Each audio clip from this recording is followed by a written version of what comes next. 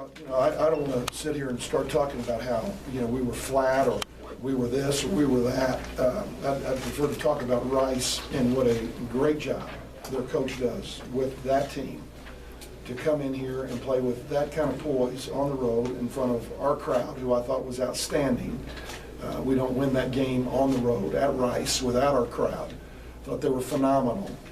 The poise that they operated their offense with, the execution that they had with their screening, the fact that their shooters were shooting it, the right guys, the fact that they took advantage of matchups that were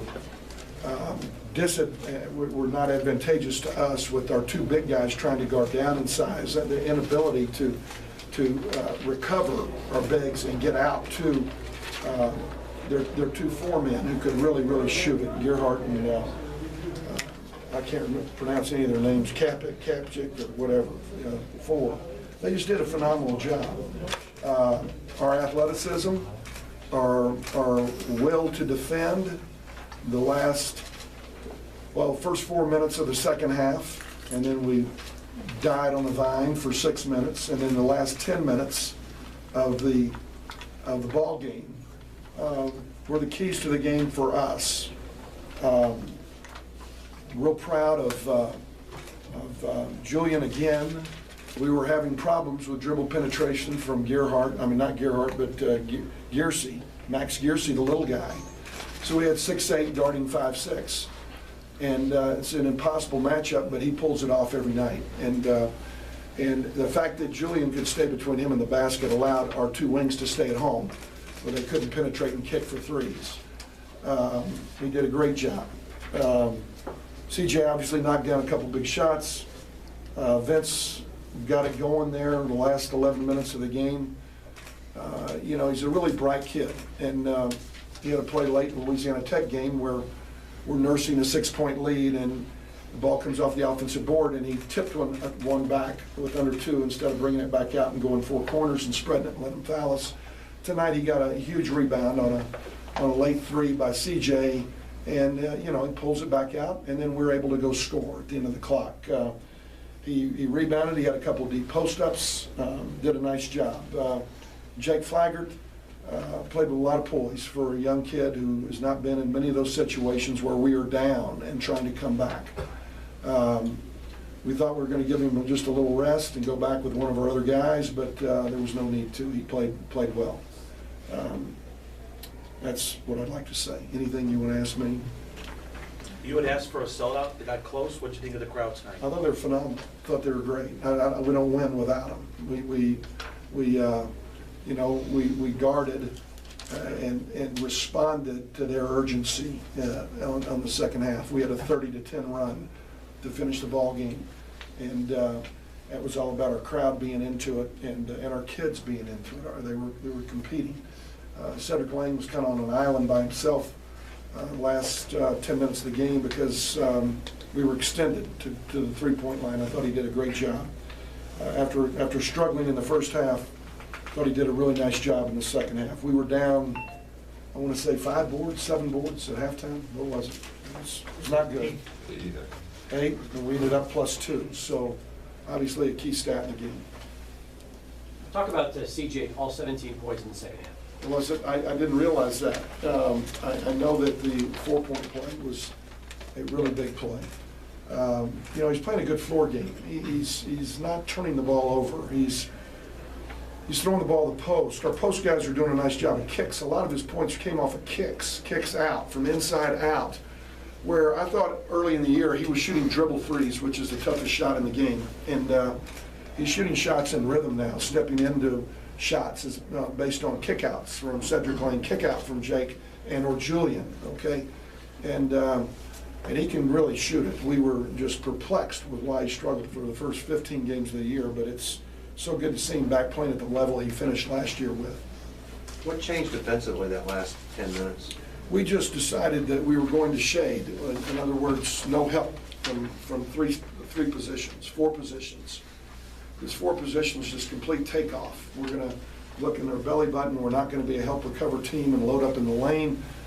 We're going to extend, and we're going to try to use our athleticism to come through passes to take their offense from the foul line where they ran it the first 30 minutes of the game to beyond the hash mark to where they had to enter it.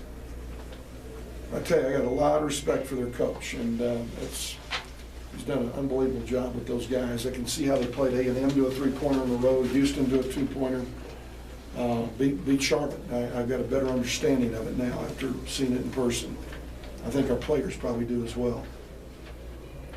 Coach, despite all the team's been through, how proud of you are of them at this point? Well, just real proud, real proud. But you know what? We're still growing. We're getting in different situations. We're going in situations that we should have been in November with these guys. This is like a brand new team. And being down tonight, maybe that'll serve us well somewhere else down the road. In fact, that we learned that you get back into it by defending. And we held them to, what, 29% in the second half. We'll refer to that the next time that we're down. And then we'll have a memory bank, too, with that lineup that was out there late, competing late. Because that's really what this thing got down to. Coach, you talk about that late lineup. Do you expect to see Jake Flaggart have more of a extended role in the... Not necessarily. You know, our team we've been good, playing big. You know, tonight, it depends. You know, it's all about matchups. And tonight, the matchups dictated that we had to go small. You know, we've been playing down in size since December 28th. Our big guys have had to guard 6'5". Tonight, we didn't do it effectively.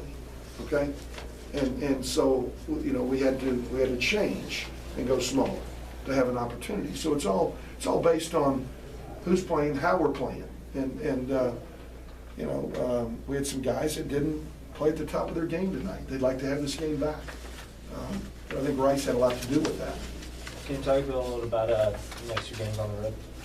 Well, East Carolina, just when you think you can chalk up a win, they roll over to UAB tonight and win on the road at UAB, 67-56 or something like that, which was probably maybe the most surprising score to this day. That Rice and Charlotte. It's really a great win for them. They showed early on that they could play. I think they played Duke to an 8 or 9 pointer. Y'all help me with that when you go back and refer to it. And had a couple really nice wins early in the season. And then got off, just sometimes it's who you're playing, where you're playing, and how this thing unfolds. We've been at home. We've only got three home games left after tonight. They've been on the road, and they got a really quality win tonight. UAB is very good. And then the other trip is at Old Dominion, and they were leading our league going into this week. So it'll be tough. I haven't watched 1 second of film on those guys. We'll do that, before and after the ball game tomorrow.